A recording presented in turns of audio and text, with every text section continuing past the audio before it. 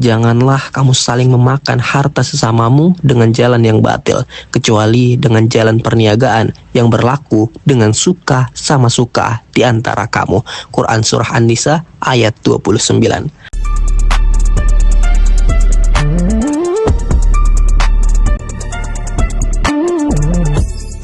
Hai semua, hari ini kita mau ngobrol soal reksadana syariah, investasi yang halal, berkah, dan diatur langsung dalam Fatwa DSN MUI nomor 20 tahun 2001. Jadi kalau mau investasi tenang dan sesuai syariah, yuk simak sampai habis. Reksadana syariah itu adalah wadah untuk menghimpun uang banyak investor, lalu diinvestasikan dalam instrumen-instrumen keuangan yang halal. Yang terlibat di sini ada kita sebagai pemodal, manajer investasi sebagai pengelola, dan bank kustodian, pihak yang kegiatan usahanya ialah memberikan jasa penitipan efek dan harta lain yang berkaitan dengan efek serta jasa lain, termasuk menerima dividen dan hak-hak lain, menyelesaikan transaksi efek, dan mewakili pemegang rekening yang menjadi nasabahnya.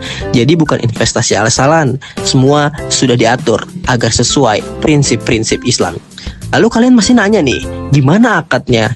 Nah, hubungan investor sama manajer investasi akadnya ialah menggunakan wakalah. Terus antara manajer investasi dan pengguna investasi dilakukan dengan sistem mudharabah. Artinya, keuangan akan dibagi sesuai porsi, dan kalau ada kerugian yang bukan kelalaian manajer investasi yaitu akan ditanggung oleh investor. Adil, transparan, dan sesuai syariah kan? Mau tahu dana reksadana syariah ini diinvestasikan kemana aja? Menurut fatwa, hanya instrumen halal seperti pertama, saham-saham perusahaan sesuai syariah, yang kedua, sukuk atau obligasi syariah, dan yang ketiga, deposito di bank syariah.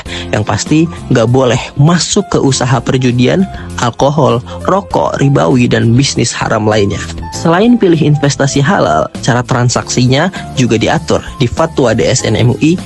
Yang pertama, dilarang untuk najisi. Apa itu najisi? Pura-pura tawar-menawar untuk menaikkan harga.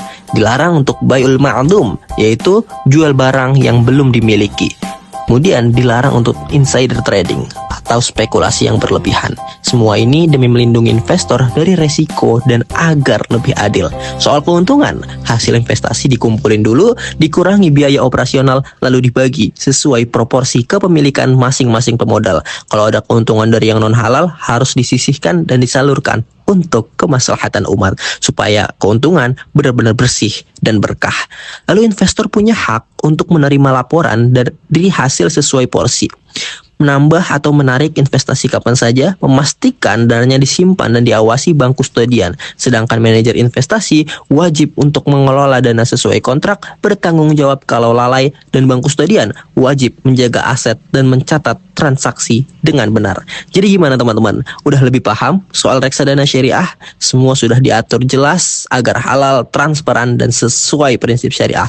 Bukan cuma soal untung, tapi soal berkah. Kalau mau investasi yang lebih tenang dan sesuai syariah, reksadana syariah bisa banget jadi pilihan.